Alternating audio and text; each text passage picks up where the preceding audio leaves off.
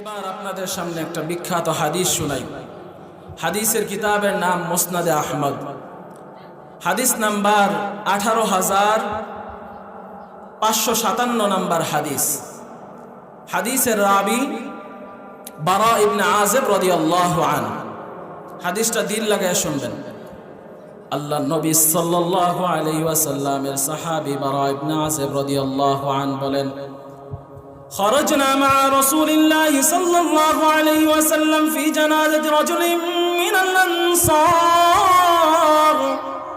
আমরা আল্লাহর নবী সাল্লাল্লাহু আলাইহি ওয়াসাল্লামের আনসারী সাহাবীর জানাজায় উপস্থিত হওয়ার জন্য রাসূলের সাথে বের হলাম। সাহাবী বারা ইবনে আযিব বলেন, আমরা আল্লাহর নবী সাল্লাল্লাহু আলাইহি ওয়াসাল্লামের সাথে ওই যে জানাজায় উপস্থিত হওয়ার জন্য রাসূল এবং আমরা যাচ্ছিলাম, ওই সাহাবীর কবর খননের কাজ চলতেছিল। মৃত্যুর পর কবর খনন করা হয় না, জানাজার আগে তো কবর খনন করা হয়। তো আল্লাহর নবী সাল্লাল্লাহু আলাইহি ওয়াসাল্লামের সাহাবী বলতেছেন, আমরা জানাজায় যাচ্ছিলাম, যাওয়ার পথিমধ্যে দেখলাম ওই সাহাবীর কবর খননের কাজ চলতেছিল। আল্লাহর নবী সাহাবী সাল্লাল্লাহু আলাইহি ওয়াসাল্লামের ব্যাপারে বলেন, আমরা দেখলাম আল্লাহর নবী সাল্লাল্লাহু আলাইহি ওয়াসাল্লাম ওই কবরের সামনে গিয়ে বসে পড়লেন। কবরের খননের কাজ চলতেছে, আল্লাহর নবী ওই কবর খননের কাজ যে চলতেছে ওখানে গিয়ে বসে পড়ছে। দিল লাগায় শুনবেন। আল্লাহর নবী সাহাবী হযরতে বারা ইবনে আযিব বলেন, আমরাও আল্লাহর নবী সাল্লাল্লাহু আলাইহি ওয়াসাল্লামের সাথে বসে পড়লাম। আপনারা যেভাবে আমার সামনে বসে আছেন, আল্লাহর হাবিবের সাহাবী বলেন, আমরা ওভাবে বসে পড়লাম। আল্লাহর হাবিবের সাহাবী বলেন, এমন নিস্তব্ধ নিশ্চুপ হয়ে বসে রইলাম যেন আমাদের মাথার উপরে যদি পাখিও বসে আমরা টের পাইতাম না। রাসূলের সামনে বসার আদব দেখেন।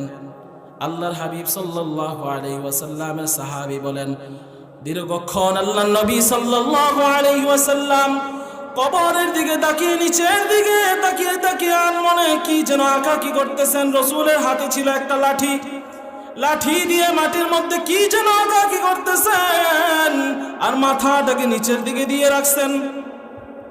এবার সাহাবী বলেন, আমরা দীর্ঘক্ষণ পরে দেখলাম আল্লাহর নবী সাল্লাল্লাহু আলাইহি ওয়াসাল্লাম মাথাকে উপরের দিকে উঠাইলেন। সাহাবীদেরকে উদ্দেশ্য করে বলতে লাগলেন, ও আমার সাহাবীদের দল, এই যে কবর দেখতেছো, কবরের দিকে ইশারা করে আল্লাহর নবী বলতেছেন, ইস্তাইযু বিল্লাহি মিন আযাবিল কবর, তোমরা এই কবরের আযাব থেকে আল্লাহ রাব্বুল আলামিনের কাছে পানাহ চাও। আল্লাহর নবী কেন বললেন কবর থেকে পানাহ চাও, কবরের আযাব থেকে আল্লাহর কাছে পানাহ চাও? আল্লাহর নবী সাহাবী হযরতে বারা ইবনে আযিব রাদিয়াল্লাহু তাআলা আনহু বলেন, আল্লাহর নবী সাল্লাল্লাহু আলাইহি ওয়াসাল্লাম বলেছেন, কবর প্রতিদিন মানুষদেরকে কবর ডেকে ডেকে বলে, আনা বাইতুল ওয়াহদা, আমি একাকিত্বের ঘর, আমার কাছে আসার আগে চিন্তা ভাবনা করে আসবা। আনা বাইতুদ দুদ, আমি পোকামাকড়ের ঘর, আমার কাছে আসার আগে চিন্তা ভাবনা করে আসবা। আনা বাইতুত তুরাব, আমি মাটির ঘর, আমার কাছে আসার আগে চিন্তা ভাবনা করে আসবা। কে বলে?